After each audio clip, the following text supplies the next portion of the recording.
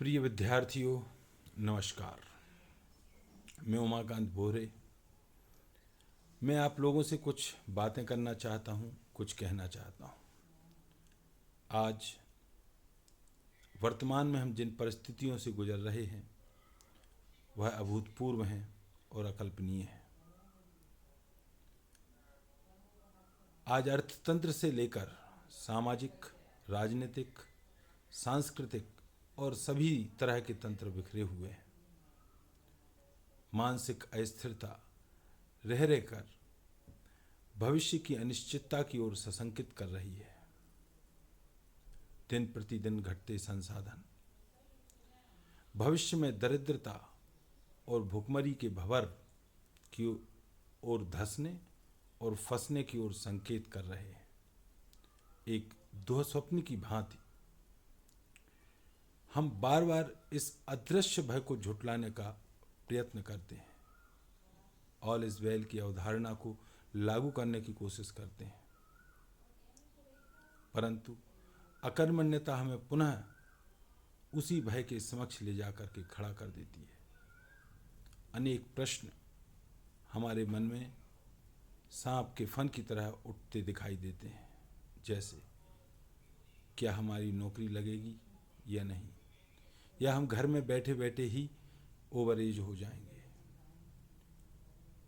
हम अब आगे क्या करेंगे, हमारा भविष्य क्या है, हमारे परिवार पर जो आर्थिक संकट आएगा उसका मुकाबला हम किस तरह से करेंगे।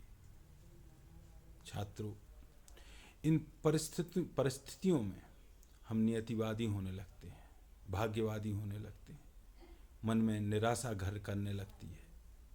मेरा आप लोगों से कहना है, निराशा का दामन छोड़िए, मन को स्थिर कीजिए, दृढ़ विश्वास के साथ अपने सामर्थ्य का परिचय दीजिए। आप मानिए, ये जीवन का महासंग्राम है।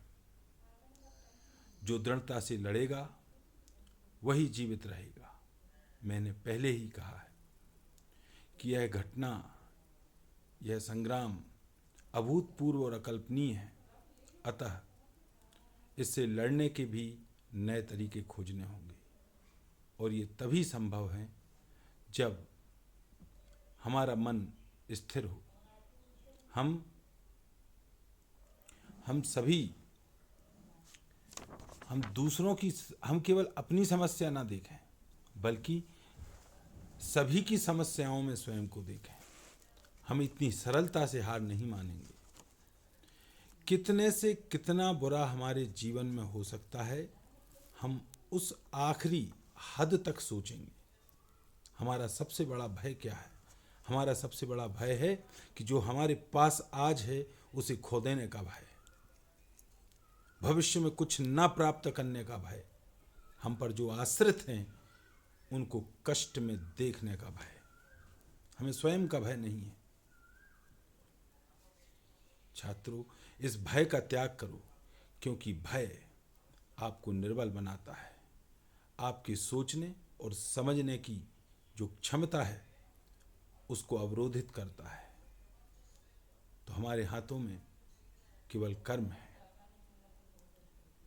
उपलब्ध विकल्पों पर विचार करें, हम क्या कर सकते हैं ये सोचें। परिस्थितियों की आड़ में हम अकर्मण्य न बने, मन को स्थिर करें और ज्ञान का अर्जन आरंभ करें। क्योंकि ये परिस्थितियां जब नहीं थीं तब ज्ञान था। कल ये परिस्थितियां नहीं रहेंगी तब भी ये ज्ञान ही आपको एक उचित स्थान दिलाएगा। और यदि ज्ञान आपने आरंभ नहीं किया तो आने वाले समय में आपको नए सिरे से अपने संघर्ष की शुरुआत करनी पड़ेगी। और जो आज इस कही गई बात को समझ लेंगे तो वो उन लोगों से आगे होंगे जो इस समय का सदुपयोग नहीं कर रहे हैं। विषम परिस्थितियों में ही व्यक्ति के आत्मबल और मानसिक दृढ़ता की असली परीक्षा होती है। आप इतने कमजोर नहीं, इतने तुच्छ नहीं कि कोई ये कहे कि आप इस परीक्षा में हार गए और निराश होकर के बैठ गए। हम लड़ेंगे, हम मजबूती के साथ लड़ेंगे। हारेंगे या जीतेंगे ये हमें नहीं मालूम, परंतु हम अपने संघर्ष को यादगार बनाएंगे। हम अपने संघर्ष पर गर्व कर सकें, ऐसा संघर्ष हम करेंगे। मेरा आप लोगों से कहना है कि मौजूदा परिस्थितियों में आप अपने मन को स्थिर करके हर दिन 3 से 4 घंटे अपने अध्ययन के लिए निकालें और मनोरंजन के तौर पर यदि आप चाहें तो अपने मोबाइल पर अच्छी उत्कृष्ट साहित्यिक किताबों को डाउनलोड कर उनको 2 से 4 घंटे आप उनका भी अध्ययन कर सकते हैं। अपना शब्दकोश बढ़ा सकते हैं, अपने सोचने और समझने की क्षमता को और अच्छे से विकसित कर सकते हैं। अभूतपूर्व घटना है, इसलिए अभूतपूर्व कदम भी उठाने होंगे। मैं आपके सुनहरे भविष्य की कल्पना करता हूँ, आपके सुनहरे भविष्य को आगे देखता हूँ। मेरा आप लोगों से यही कहना है कि संयम और धैर्य को बनाए रखें, उसे टूटने ना दें, स्वयं को न टूटने दें और दूसरों को भी टूटने से बचाएं। आगे आने वाले समय में हम आपसे फिर से मुखातिब होंगे।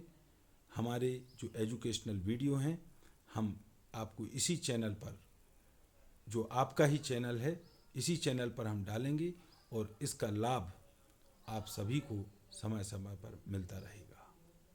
नमस्कार।